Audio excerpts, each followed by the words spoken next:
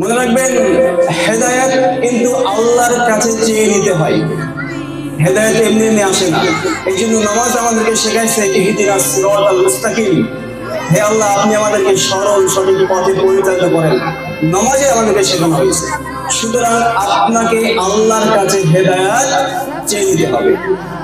দেখবেন আমরা মানুষ জাতি দুনিয়াতে আল্লাহর কাছে অনেক কিছু চাই, টাকা চাই, গাড়ি চাই, নারী চাই, বাড়ি চাই, স্ট্যাটাস চাই, ক্ষমতা চাই, কিন্তু একবারও চাইলাম না যে হে আল্লাহ, আপনি আমাকে হেদায়েত করেন, আপনি আমাকে হেদায়েত দেন।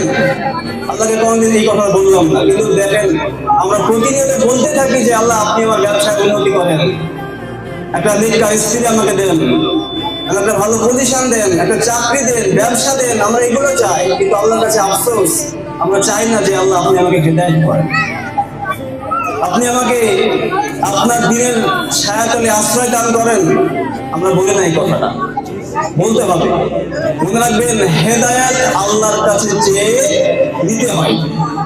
সুতরাং আজ থেকে হেদায়েত চেয়ে নেবেন আল্লাহর কাছে। আল্লাহর কাছে অনেক কিছুই চাইলেন, আজ থেকে হেদায়েত চাওয়া স্টার্ট করেন, শুরু করেন।